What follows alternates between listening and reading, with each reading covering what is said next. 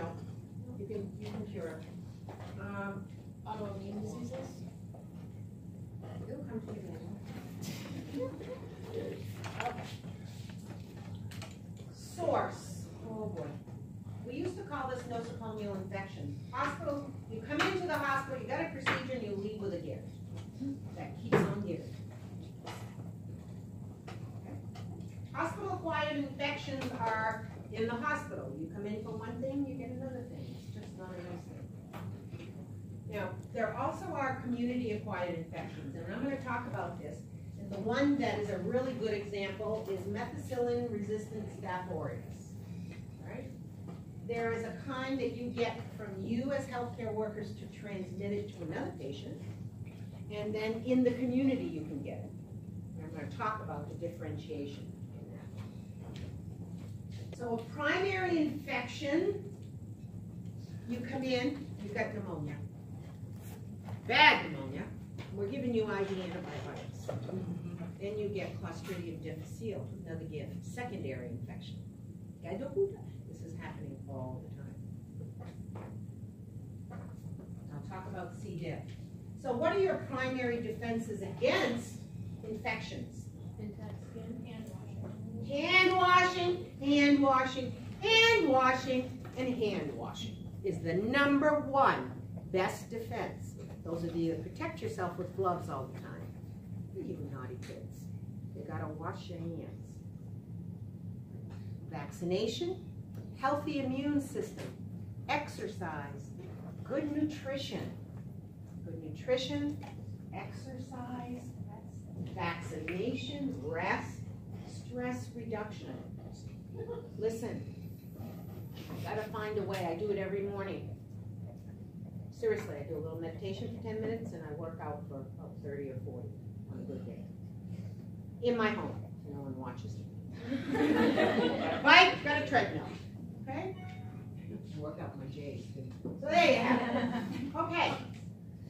All right. Secondary defenses are your vaccines or immune boosters, right? Or sometimes we need to take an antibiotic for something, right? Which we'll talk about later.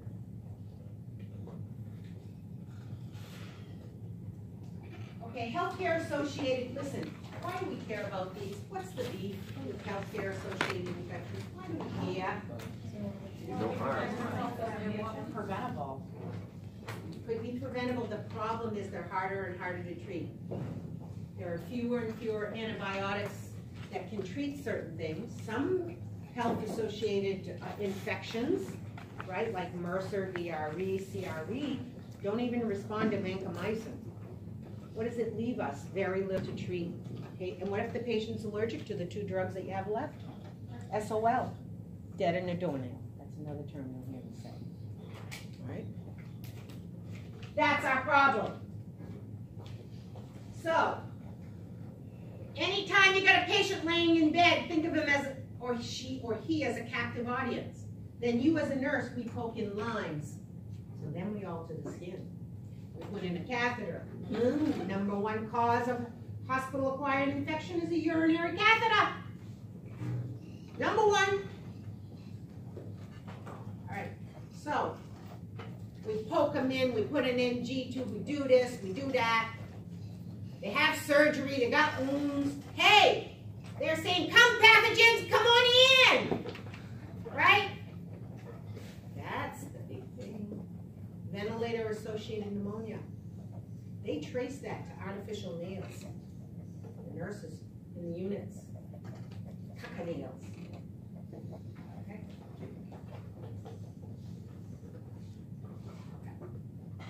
You are a transmitter pathogen. Just remember that. I'm going to scare them. So why did we get to this point? Well, you know, years ago when I first started nursing, there were 2 older doctors here, and everybody that came in the hospital didn't care what you had, even if you're coming in for examination of your gallbladder. Everybody had penicillin. Okay, didn't matter. Everybody had a multivite. All right, whatever.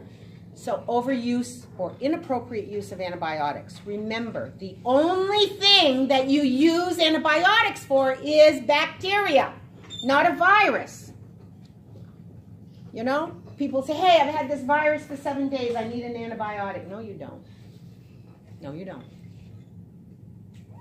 Okay?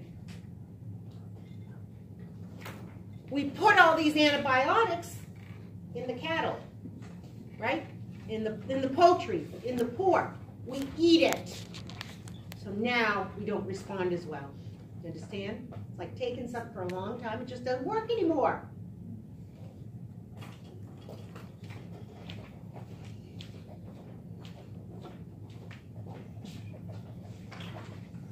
Okay, so now as a nurse, what do you need to do? All right, you know, inflammation is the localized response. Redness, edema, pain, da-da-da-da. Okay, we know that an infection is the state of being infected. So now we get maybe some chills, some fever. Oui. Our white blood cell count, which we'll talk about in a moment, is elevated. So, as a nurse, and we're going to talk about standards of care in the next lecture. There are standards of care that are evidence-based, okay? And as a nurse, whenever you see something that is infected, you need to call and get a culture of it. And I'll talk about culture and the rationale for that in a moment. We already talked about acute and chronic, local versus systemic, but is this inflected looking for you? Okay. This is urine. Urine is supposed to be clear and nothing floating in it. Nothing no floaties. Clear as a bell.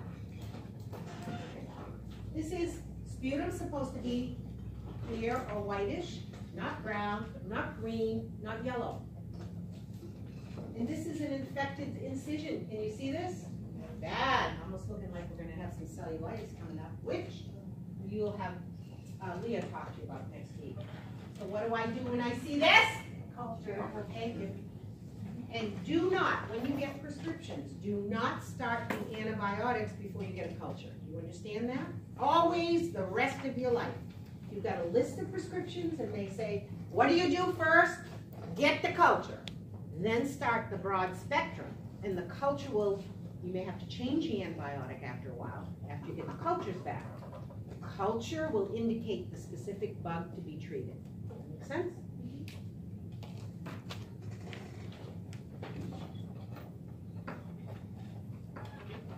Oh, white blood cells.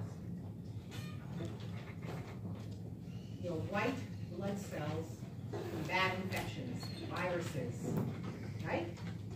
Allergies. Listen, I remember this when I did my advanced path phys up at Maine. I was a pathologist. He used acronyms, and I love acronyms. Okay? Let me get to the next slide.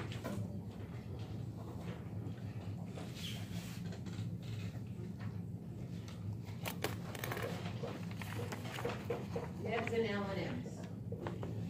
All right. Where are your white blood cells produced? How often are they produced? They're chelated and destroyed by your spleen, but how are they? How often? Who took anatomy and physiology? Can you raise your hand? Who took? Did y'all also take the other science? Micro. Not yet. Yeah. Some of you take micro. Yeah. And you give me the answer. How often are white blood cells reproduced? Every couple months. Every couple months. They'll last for 90 to 120 days. See what memorizing gets you? Nada. All right. Neutrophils are the first cell to respond to infection. But what you'll see when you do a total white blood cell count, okay, it's 4,000 to 10,000. Do you need to know this? Yes! Thank you. All right. So when my white blood cell count is elevated, what's the problemo? What's the cause? Could be an infection, could be an allergy, we don't know. So now, when it's elevated, you must do what's called a differential. The differential will differentiate the granulocytes from the agranulocytes, the nebs, and the L and M's, the lymphocytes and the monocytes. And then you look to see which is abnormal so that you can figure out, is this a virus? Is this an allergy? Or is this a bacterial infection? You getting it? Now you're going to be going to the nursing home when? Next week.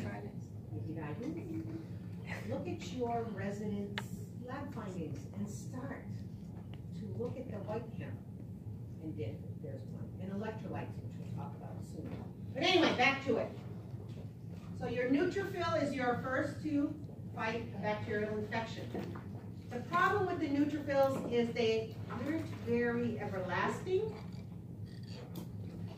They're not the strongest.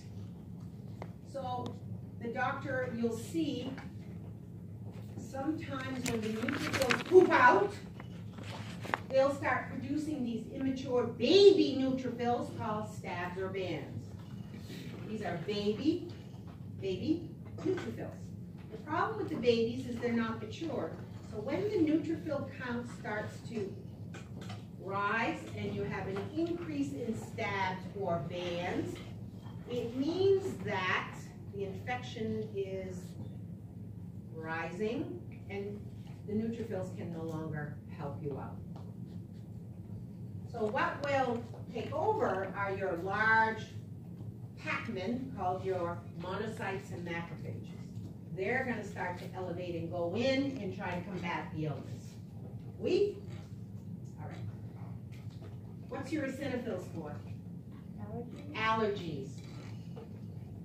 They'll be up with allergies. What are your basophils? What are their process? Inflammation. Histamine, they produce histamine. Histamine is what causes an allergic reaction. Remember, you have mast cells and things that are in your system, right, that will release histamine. Histamine, so these are for allergies. Now, your B lymphocytes are for your humoral immunity. They're your antibodies, IgG, IgA, IgG. And your T lymphocytes are for your cellular immunity, your T cells, right? Cellular debris. Particularly, the T cell count will be abnormal in what condition? Infection. HIV. Oui.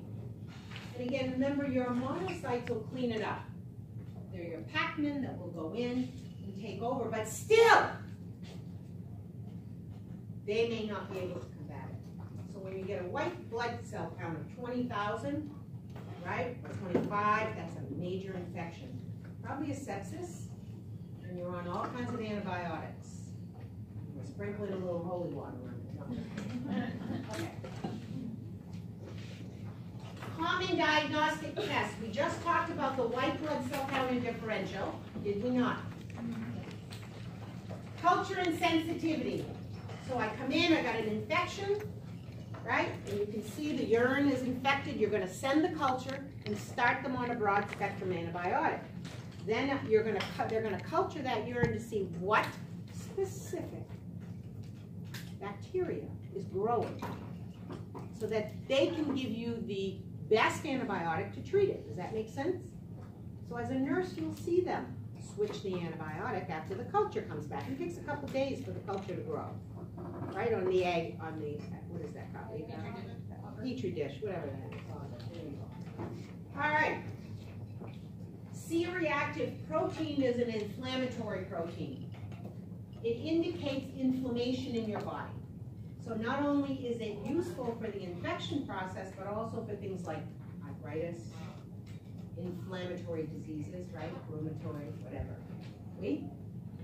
Now, erythrocyte sedimentation rate. We call it, when we walk the pavement, sed rate. Sed rate. And the sed rate, actually, if you take a test tube and you put some red cells in the test tubes, right? The quicker they settle in solution, the higher the sed rate. It's an inflammatory, but it's also kind of a, it can also measure malignancies.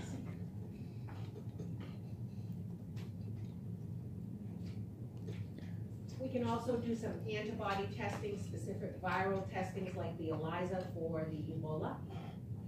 Okay? Now, when I take a picture, you get an x-ray, you get a chest x-ray, you get a picture of your bone. What's the purpose of the x-ray? What does it measure?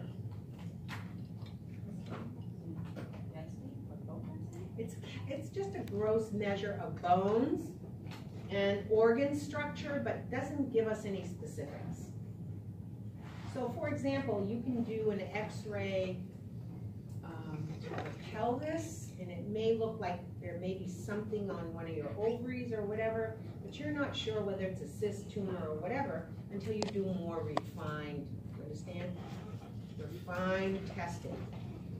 And the x-rays are good for bones, broken bones.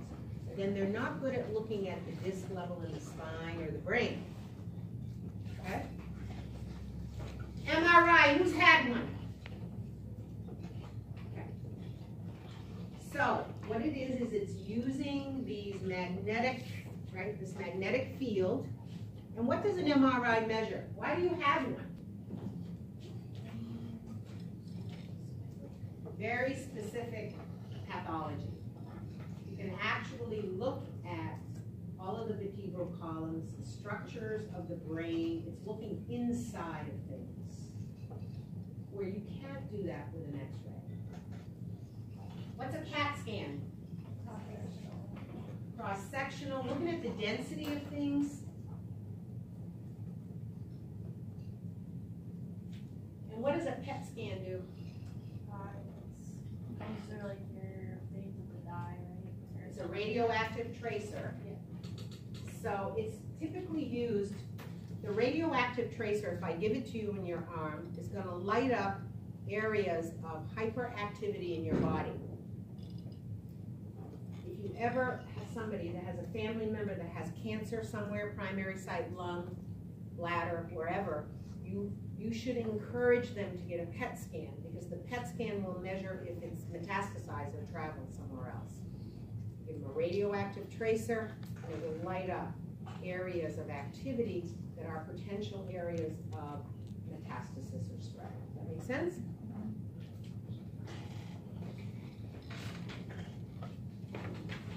So, you need to know these tests. You see that no on there? You see that no there? Really, Mikey? Okay. Okay, so here we go again. Healthy wound. Now, we don't call things pus, we call it purulent. Purulent. Purulent material.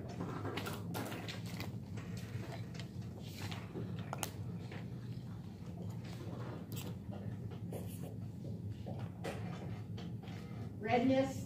Again, this urine is not as obvious as the other, but is it clear? Can you see through it? Nada. It's a no.